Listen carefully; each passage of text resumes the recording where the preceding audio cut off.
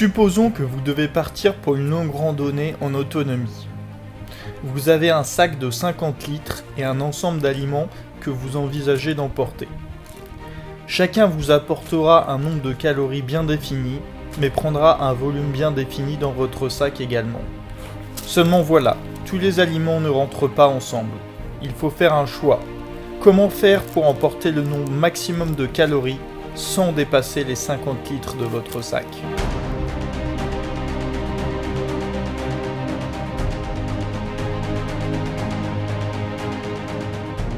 Alors bonjour à tous, je m'appelle Pierre, je voudrais vous proposer une série de vidéos sur la théorie de la complexité et je voulais impérativement commencer cette série de vidéos par le problème du sac à dos qui est aussi bien naturel, pratique que fascinant.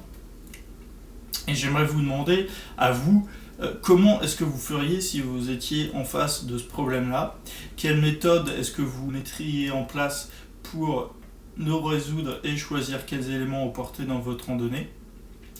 Et je vais vous laisser quelques secondes pour mettre la vidéo en pause, y réfléchir et on continue ensemble juste après.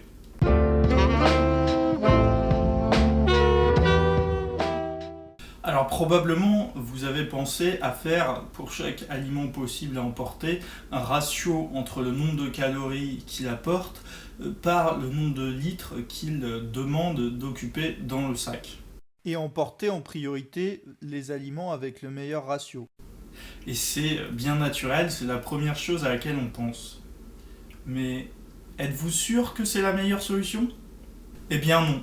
Pour s'en convaincre, je vous propose de prendre un exemple. Alors on va partir d'un sac de 50 litres, comme on en a parlé dans l'introduction. J'en profite pour rappeler que le litre, ce n'est pas particulièrement lié au liquide. Le litre, ça mesure le volume. C'est pour ça qu'on mesure, par exemple, les sacs à dos en litres. Donc vous trouverez des sacs de randonnée de 30 litres, 40 litres, 50 litres, 60 litres. Pareil pour les sacs poubelles. Donc on peut mesurer aussi le volume d'un liquide, bien entendu, en litres. Mais le litre, c'est tout d'abord une mesure du volume. Supposez qu'on dispose des aliments dont les caractéristiques sont comme suit. Donc ne tenez pas rigueur du fait que les volumes en litres de ces aliments ne correspondent pas à la réalité. Ils sont évidemment surestimés de telle manière que l'on puisse avoir un problème avec peu, donc là 6 avec relativement peu d'aliments et que ça ait quand même du sens. Donc je calcule pour vous les différents ratios du nombre de calories sur le volume pour chacun des différents aliments. Donc on voit que c'est les pâtes qui ont le meilleur ratio et qu'on peut emporter les 3 paquets de pâtes. Donc on va commencer par ça, par prendre les 3 paquets de pâtes. Par la suite, on voit qu'il nous reste de la place pour prendre le paquet de yaourt qui a le meilleur ratio parmi les éléments que l'on peut encore prendre, qu'on a encore la place pour prendre. Donc on va en plus prendre le paquet de yaourt. Donc au final, on a pu prendre 3 paquets de pâtes et un paquet de yaourt. Si on fait les totaux, on voit qu'on a réussi à remplir exactement le sac. Et vu que la somme des volumes fait 50 litres, et au total, on a réussi à amasser 8760 kilocalories. Et là, vous allez me dire, mais c'est forcément la meilleure solution. On a rempli le sac pile poil à sa capacité, aux 50 litres, et on a pris les aliments par ordre d'efficacité qu'ils avaient en termes de calories par litre. Et bah, en fait, non. Imaginez que, au lieu de prendre 3 paquets de pâtes, on en ait pris seulement 2. Ça nous aurait laissé la possibilité de prendre un paquet de riz. Et dans ce cas-là, vous pourrez refaire les calculs, on aurait amassé 9700 kilocalories. Ce qui nous fait une amélioration de 10% par rapport à l'ancienne solution. Mais alors comment être sûr de trouver la bonne solution dans tous les cas ? On pourrait tester toutes les solutions. Qui a dit ça ? Moi. C'est très bien.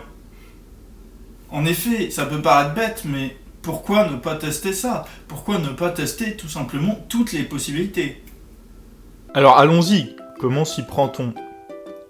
Donc on va partir de notre sac vide, puisqu'il est vide au départ. Et on va se dire que pour le premier paquet de pâtes, on a la possibilité de le prendre ou de ne pas le prendre.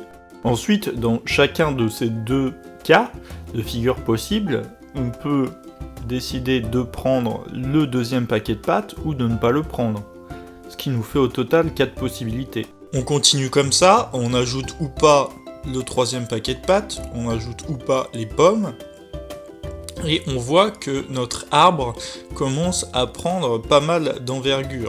On continue comme ça jusqu'au bout, on ajoute ou pas le riz, on ajoute ou pas les yaourts, et on est garanti d'avoir toutes les possibilités. Il ne nous reste plus qu'à évaluer l'intégralité de ces possibilités en regardant combien de litres vont être occupés par tous les éléments que l'on a décidé de prendre et en vérifiant est-ce que c'est supérieur ou pas à la capacité de notre sac, donc est-ce que ça rentre dans le sac. Et on va évaluer aussi le nombre de calories qui sont prises, qui sont données par l'intégralité de ces aliments. Et comme ça, on va pouvoir sélectionner parmi toutes ces possibilités, celles qui donnent le plus de calories, parmi celles qui rentrent dans le sac, tout simplement. Mais ça nous fait quand même pas mal de possibilités, tout ça, non ? Alors oui, on a 6 éléments, à chaque coup, on multiplie par 2 le nombre de possibilités, du coup, ça va nous faire 2 fois 2 fois 2, tout ça 6 fois, ce qui nous fait 2 puissance 6, et ça fait 64. Donc ça nous fait 64 possibilités à évaluer. Alors si l'on récapitule, on a vu dans un premier temps une méthode que l'on appelle généralement la méthode Glouton.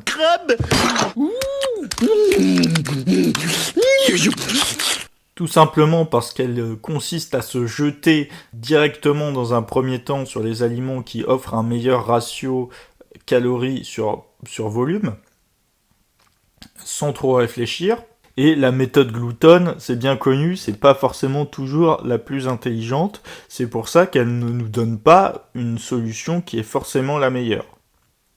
Mais elle est très facile à mettre en place, et très rapide à appliquer. Et dans un second temps, on a vu une méthode qui consiste à évaluer toutes les possibilités, qu'on appelle généralement la méthode brute force.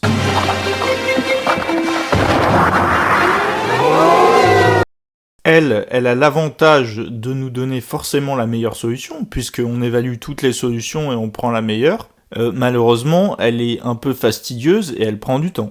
Alors, on peut se poser la question, c'est quand même relativement lent, est-ce qu'on peut faire mieux que ça quand même ? Est-ce qu'il y a plus rapide pour trouver la meilleure solution ? Eh ben, c'est la question à 1 million de $. Littéralement. Si, je vous assure. Et oui, c'est une question extrêmement importante et on va l'explorer de plus en plus en profondeur au fur et à mesure de cette série. Pour autant, même si je ne vous gâche pas le suspense, je vous invite à essayer d'y réfléchir. Selon vous, est-ce qu'on peut faire beaucoup mieux que cet algorithme où on teste toutes les possibilités, ou bien est-ce qu'on ne peut pas faire beaucoup mieux ? Voilà, c'est tout pour cette vidéo. J'espère qu'elle vous a plu. N'hésitez pas à vous abonner à la chaîne pour être notifié de la prochaine vidéo qui va sortir dans cette série, qui sera la continuité de celle-ci, bien entendu. Et je vous dis à bientôt.